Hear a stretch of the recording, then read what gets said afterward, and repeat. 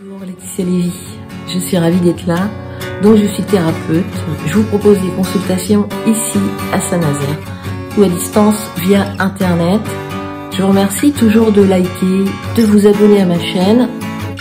Ça contribue énormément à mon travail. J'ai envie de vous proposer un jeu, c'est de prendre une phrase tirée d'un concept, d'une philosophie, d'un grand sage, et de voir en quoi elle est vraie, en quoi c'est juste ce qui est dit, avec des exemples concrets. Alors ici, je vous invite à voir en quoi il est vrai que le bonheur ne provient pas des circonstances extérieures. Parce que cette phrase, elle peut tout simplement être vraiment très énervante. Alors ce concept, il est dit par plein de gens, comme Épithète, qui le dit de cette manière: nous ne pouvons choisir les circonstances extérieures, mais nous pouvons toujours choisir la façon dont nous répondons à celle-ci. Alexandra Davilnel, qui le dit autrement: le calme, la quiétude sont choses qui dépendent plus des dispositions intérieures de l'esprit que des circonstances extérieures, et on peut les goûter même au milieu d'une apparente agitation. Et Benjamin Franklin: le bonheur dépend plus de la disposition intérieure de l'esprit que des circonstances extérieures. Alors imaginez, vous êtes là en ce moment, sous la couette, au fin fond du plus mal, au fin fond du trou. Et on vous dit ça. Waouh! Comment l'entendre? Comment le voir? Quand on est en souffrance, pour X raisons, par exemple un chagrin d'amour, où on pleure sans arrêt, quand on ne se sent pas considéré à son travail, qu'on n'en peut plus, qu'on rame tout le temps, qu'on nous entend pas, quand on n'en peut plus de tout faire à la maison, d'être débordé, d'avoir le sentiment d'avoir aucune aide. Là, moi, la question que je me pose, c'est comment c'est possible d'entendre ça? Ça peut être au mieux carrément énervant, au pire, encore plus désespérant. En fait, ce que je veux vous dire, c'est qu'il faut faire attention avec les phrases toutes faites et les concepts tout faits. Il est important de les expliquer. Ce que je propose toujours, c'est comment on fait. Qu'est-ce que ça veut dire et comment on fait? Enfin, sinon, qu'est-ce que ça dit? Ça en rajoute. C'est comme, j'ai pas confiance en moi. On me dit, ouais, tu devrais développer la confiance en toi. Bon, bah, sans blague. Je t'ai pas attendu pour savoir ça. Sauf qu'aujourd'hui, je sais peut-être pas comment on fait. Et je sais pas vers qui me tourner, parce que il y a un certain nombre de personnes sur le marché. Voilà. Bon, c'était une aparté, je me suis peut-être un peu énervée là, c'était juste une aparté. Donc voilà, en fait, vraiment faire attention. Y aller doucement, indulgence, patience, à petites touches, avec tendresse, en oubliant la notion de bien et de mal, avec aucune intention. Simplement se questionner. Donc le bonheur ne dépend pas des circonstances extérieures. En fait, qu'est-ce que ça nous dit? Ça nous dit qu'essentiellement, tout se passe sous notre crâne. Pourquoi on a du mal à rester tout seul parfois? Pourquoi on peut pas se passer du regard des autres? Parce que ce qui se passe sous notre crâne, c'est juste insupportable. C'est accablant.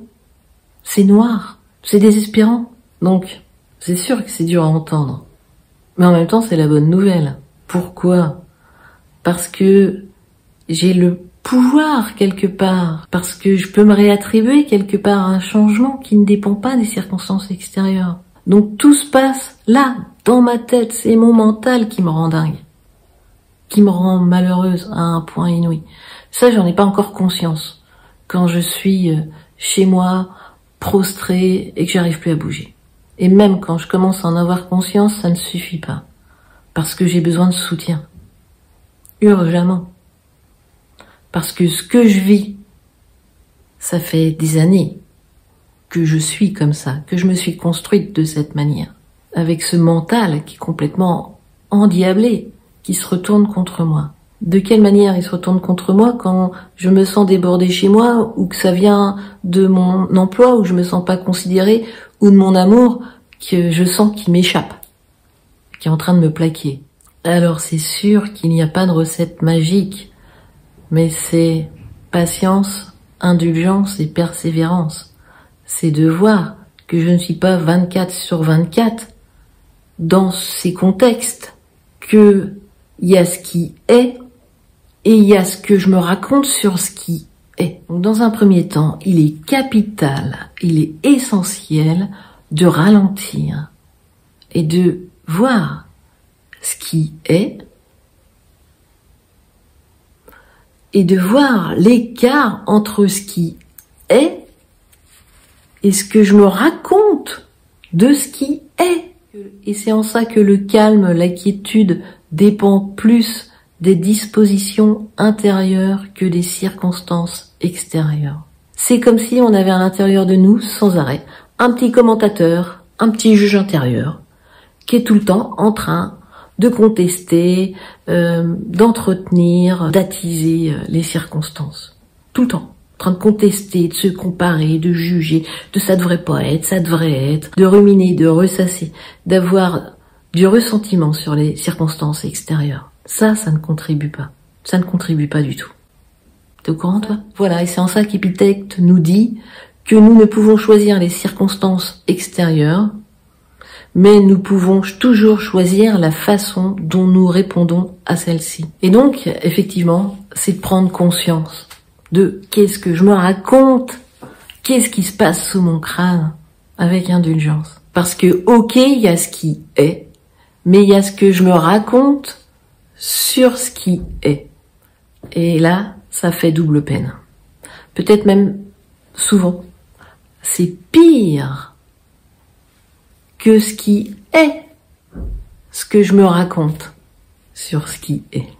Vous trouvez pas? Voilà, je vais pas m'étendre davantage. C'est la base, c'est essentiel pour aller vers un mieux-être. Je vous remercie. Je reste à votre disposition. N'hésitez pas à me contacter si vous en avez le besoin. Prenez grand soin de vous. Vous êtes la personne la plus importante.